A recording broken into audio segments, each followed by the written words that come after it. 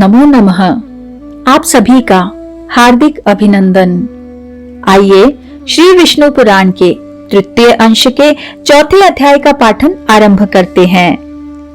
ऋग्वेद की शाखाओं का विस्तार। श्री पराशर जी बोले, सृष्टि के आदि में ईश्वर से अविभूत वेद ऋक यजुः आदि 4 पादों से युक्त और एक लक्ष्य मंत्र वाला था। उसी से समस्त कामनाओं को देने वाले अग्निहोत्र आदि 10 प्रकार के यज्ञों का प्रचार हुआ।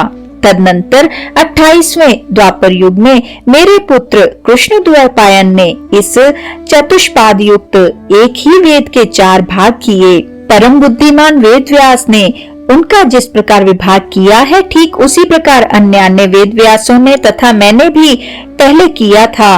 अतः हे द्विज, समस्त चतुर्युगों में इन्हीं शाखा भेदों से वेद का पाठ होता है, ऐसा जानो। भगवान कृष्ण द्वैपायन को तुम साक्षात नारायण ही समझो, क्योंकि हे मैत्रेय, संसार में नारायण के अतिरिक्त और कौन महाभारत का रचयिता हो सकता है। हे मैत्रेय, द्वापर युग में मेरे पुत्र महात्मा कृष्ण द्वैपायन ने जिस प्रकार वेदों का विभाग किया था, वह यथावत सुनो। जब ब्रह्मा जी की प्रेरणा से व्यास जी ने वेदों का विभाग करने का उपक्रम किया, तो उन्होंने वेद का अंत तक अध्ययन करने में समर्थ 4 ऋषियों को शिष्य बनाया। उनमें से उन महामुनि ने पैल को ऋग्वेद, वैशंपायन को यजुर्वेद और जैमिनी को सामवेद पढ़ाया तथा उन मतिमान व्यास जी का सुमंतु नामक शिष्य अथर्ववेद का ज्ञाता हुआ। इनके सिवा सूत जातीय महाबुद्धिमान रोमहर्षण को महामुनि व्यास जी ने अपने इतिहास और पुराण के विद्यार्थी रूप से ग्रहण किया। पूर्व काल में यजुर्वेद एक ही था, उसके उन्होंने 4 विभाग किए, अतः उसमें चातुर्होत्र की प्रवृत्ति हुई और इस चातुर्होत्र विधि से ही उन्होंने यज्ञ अनुष्ठान की व्यवस्था की।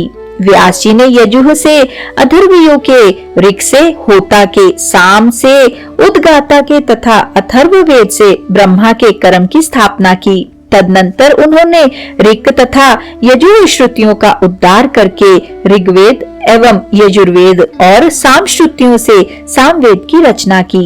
हे मैत्रेय, अथर्ववेद के द्वारा भगवान व्यास जी ने संपूर्ण राजकर्म और ब्रह्मत्व की यथावत व्यवस्था की। इस प्रकार व्यास जी ने वेद रूप एक वृक्ष के 4 विभाग कर दिए। फिर विभक्त हुए उन चारों से वेद रूपी वृक्षों का वन उत्पन्न हुआ। हे विप्र, पहले पैल ने ऋग्वेद रूप वृक्ष के 2 विभाग किए और उन दोनों शाखाओं को अपने शिष्य इंद्र प्रमिति और बाष्कल को पढ़ाया।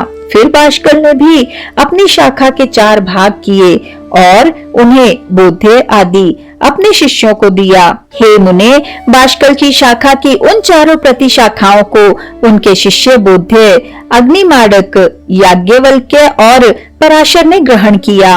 हे मैत्रेय जी, इंद्र प्रमिति ने अपनी प्रति शाखा को अपने पुत्र महात्मा मांडुक्य को पढ़ाया। इस प्रकार शिष्य प्रशिष्य क्रम से उस शाखा का उनके पुत्र और शिष्यों में प्रचार हुआ। इस शिष्य परंपरा से ही शाकल्य वेद मित्र ने उस संहिता को पढ़ा और उसको 5 अनुशाखाओं में विभक्त कर अपने 5 शिष्यों को पढ़ाया। उसके जो 5 शिष्य थे, उनके नाम सुनो। हे मैत्रेय, वे मुद्गल, गोमुख, वात्स्य और शाल्य तथा 5वें महामति शरीर थे। हे मुनि सत्तम, उनके एक दूसरे शिष्य शाकपूर्ण ने 3 वेद संहिताओं की तथा चौथे एक निरुक्त ग्रंथ की रचना की।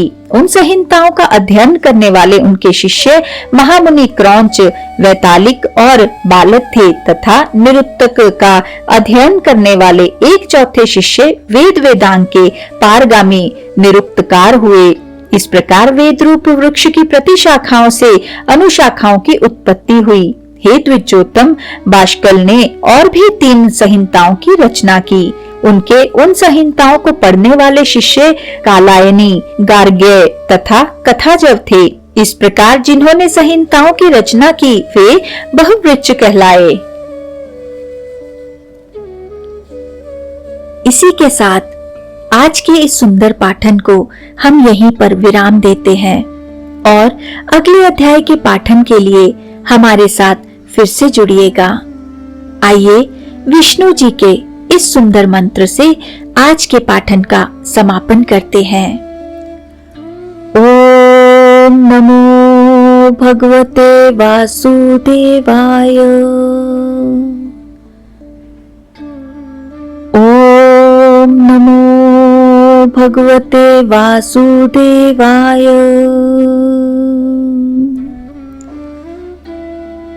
ओम नमो भगवते वासुदेवाय।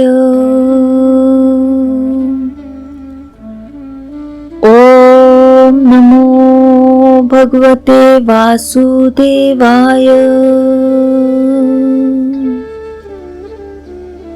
ओम नमो भगवते वासुदेवाय। ओम नमो भगवते वासुदेवाय। ओम नमो भगवते वासुदेवाय। धन्यवाद।